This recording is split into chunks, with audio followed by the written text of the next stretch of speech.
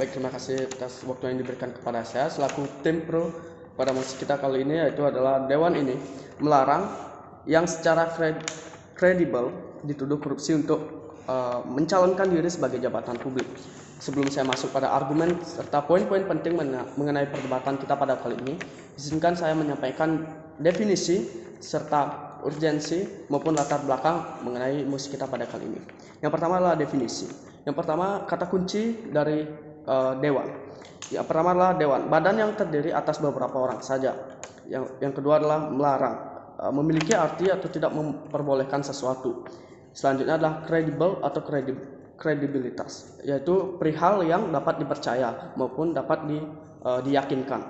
Lalu yang selanjutnya adalah jabatan publik, adalah seseorang yang ditunjuk untuk diberi tugas untuk menduduki suatu posisi atau jabatan tertentu. Lalu yang selanjutnya adalah korupsi atau penyalahgunaan uang perusahaan atau penyelewengan uang perusahaan. Adapun latar belakang yang akan saya bawakan pada perdebatan kita pada kali ini, yaitu adalah maraknya kasus korupsi oleh pejabat publik di Indonesia. Contoh yang dapat kita ambil adalah banyak kasus-kasus korupsi yang dihasilkan oleh Dewan Perwakilan Rakyat atau DPR. Ini mana contohnya yang kita ambil adalah DPR RI Gus Pardi Gaus yang mengkorupsi dana bansos senilai puluhan triliun, Dewan Juri yang terhormat.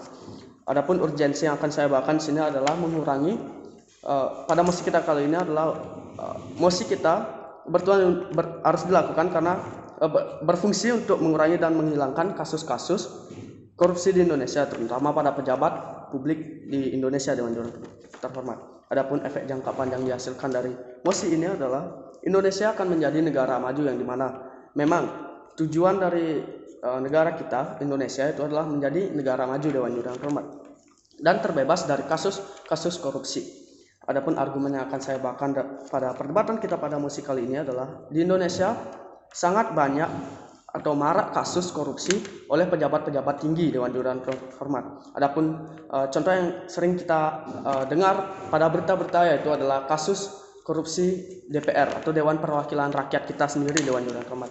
Jika kita melihat bahwa DPR saja melakukan atau DPR saja sebagai Dewan Perwakilan kita sering melakukan korupsi, bagaimana kita akan menjadi negara yang berkembang, negara yang maju, Dewan Juri yang terhormat, jika pemimpin kita saja melakukan korupsi, Dewan Juri yang terhormat.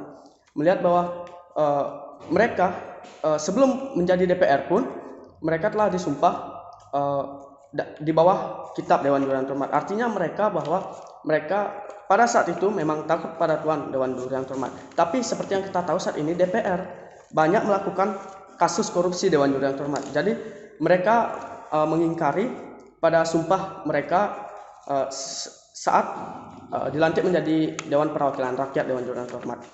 Dan hal ini merupakan hal yang sangat buruk, Dewan Juri yang terhormat. Mengapa? Karena Tuhan saja dapat dilawan, dan apalagi kita sebagai manusia yang sangat lemah, Dewan Juri yang terhormat.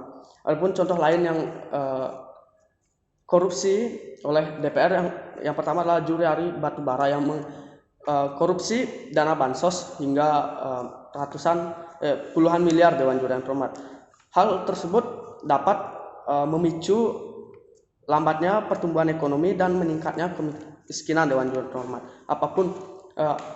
Apalagi saat itu dana bansos sangat diperlukan untuk memberikan suntikan dana bagi Satgas Covid pada saat itu, Dewan Juri yang terhormat. Sekian dari saya, pembicara pro. Terima kasih.